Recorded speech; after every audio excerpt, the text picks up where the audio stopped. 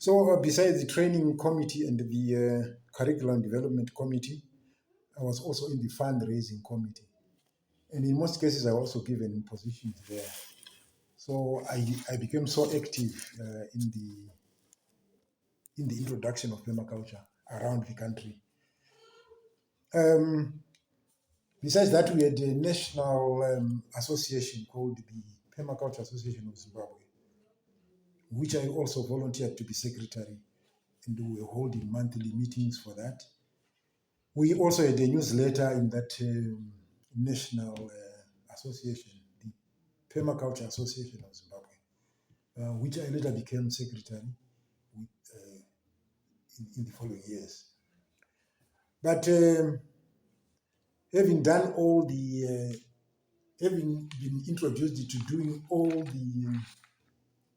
the topics in permaculture, I realized alone I could actually run a complete course. So I would go out, talk to other people, talk to some NGOs, conduct a full workshop for them, and they would agree, and they would, I would be making some follow-ups. Our way all the time was simple. We train the key person, we come to support them and do what we call the implementation for a few days with them, and the parents, a few teachers to help that teacher, because this was all schools. And then we would move on to include the students. And we would bring them some seeds, would bring them tools to start up the project. And that worked very well. And we went on to have things happening. Right. Normally, we would include all the teachers in the school, the parents, the children, because we wanted to have a holistic approach to the community involvement.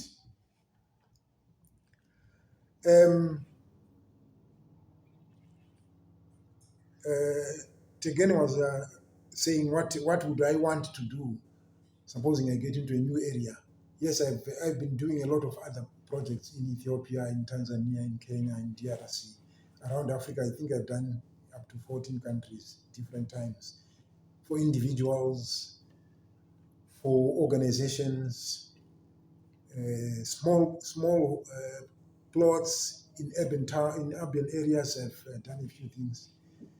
And over the past 20 something years, since 94 to now, we are just saying 94, 2004, 14, that's some 20 years.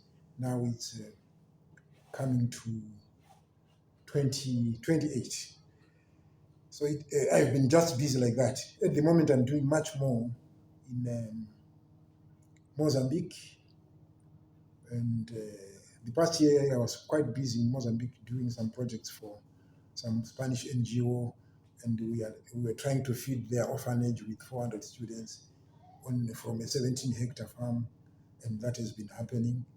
The community involved, and some people have actually got jobs from there, and they are staying there now, and they are doing some buildings.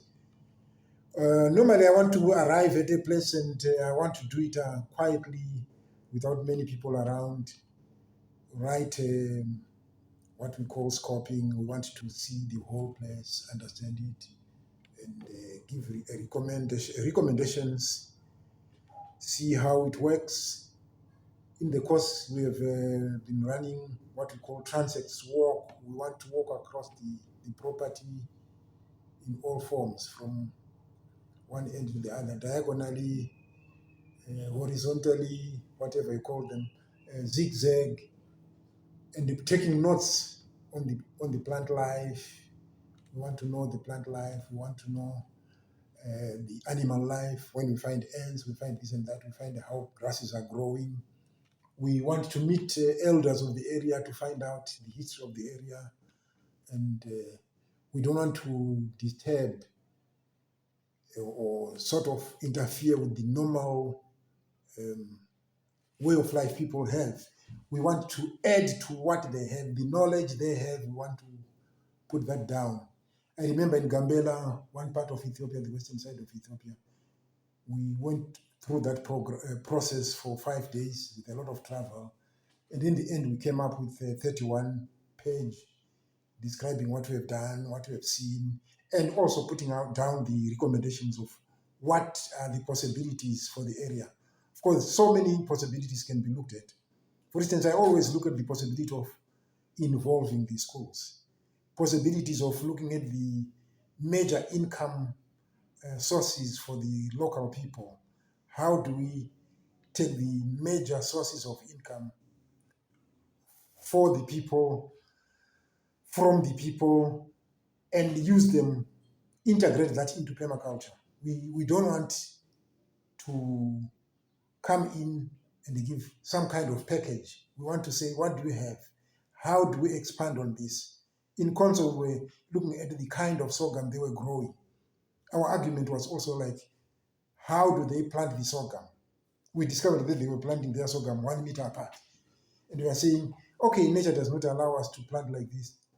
Nature plants, real plants. A square meter in nature would actually have so many plants. You would spend a lot of time counting plants in a square meter. So we taught them to plant the sorghum, which was their staple food, into. We made sure that they were planting it fairly close, even according to scientific recommendations. Though we were not using any fertilizers, though we were not using any inputs besides the animal manure, the animals they were keeping, we were following the same crop, but we were now showing them that from the same piece of land, they would produce more than they have been producing over the times. Up to now, there are people still thinking that one day I will come back to Conso. Unfortunately, strawberry field that we used to have there was sold to Haile Gabriel Selassie. It's no longer there.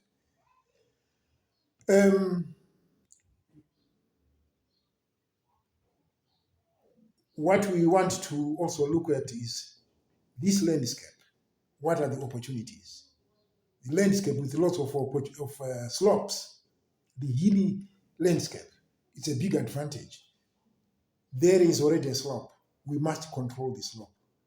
The first thing we want to control is the running water. Once we control the running water, we have contained our soils, we have contained our water, we have actually sent all the water down, so that down the lower land, we're actually creating springs. There are situations here where you find there's a highland there, like one part of Ethiopia where we have Abaminch. Then up there is Dorze. Abaminch is just 1,100 meters above sea level. You go up to Dorze, you are 2,800 meters above sea level. So much rain up there. Abaminch down there receives this water that has gone down up there in Dorze. And Abaminch actually means 40 springs. So many springs, there are more than 100 there. So we can actually have these terraces building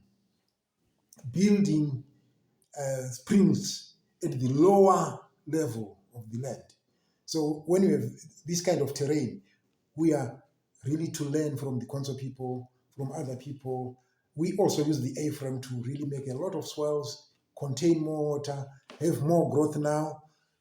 All the silt soil now captured, and things happen that way.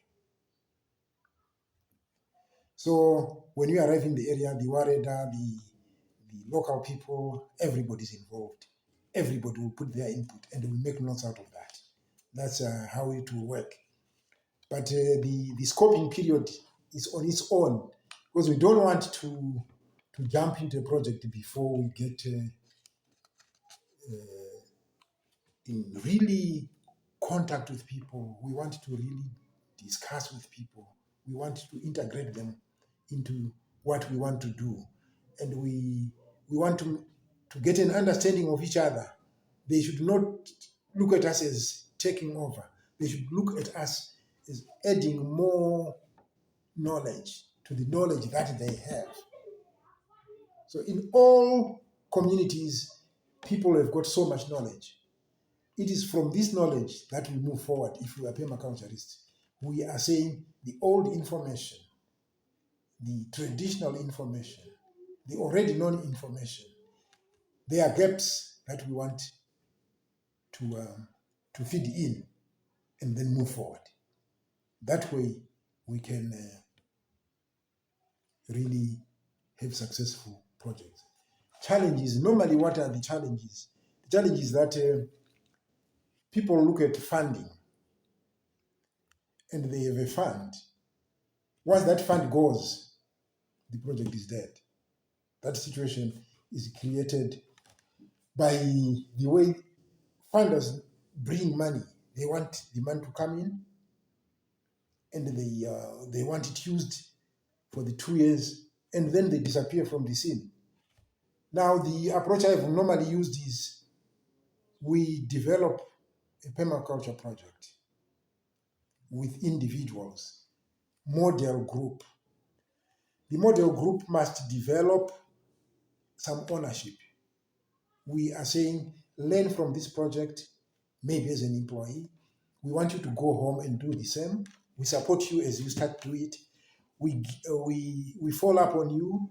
We make you exchange with other people who have done the same. And we are exchanging even seed, we are exchanging everything that they are also doing. Then we have these field days, we move around with them.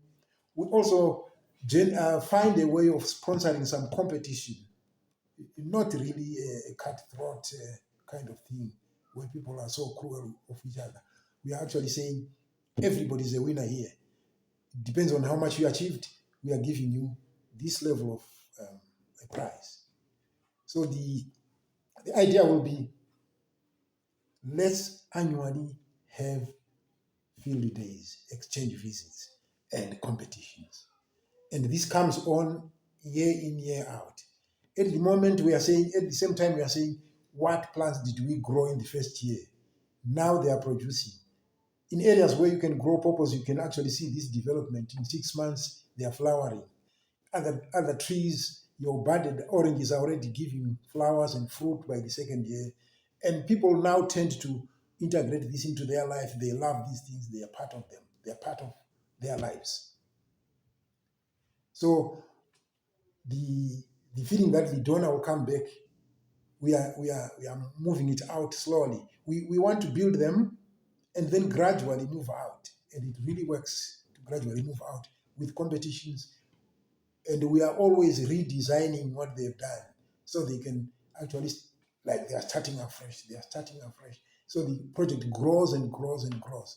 We're actually saying, if we planted 100 trees last year, why don't we try 200 this year? Maybe the other year, let's monitor all our trees. Let's replace those that died. We have that plan like that. We move like that. That will work very well. I think this will be okay with the holistic approach that I've defined. I will be ready for any other questions, and if they are stated clearly, I will answer each of the questions as they come.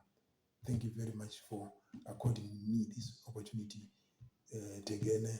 I'm always ready to support my students. That's what has brought me to DRC. That's what has brought me to Kenya.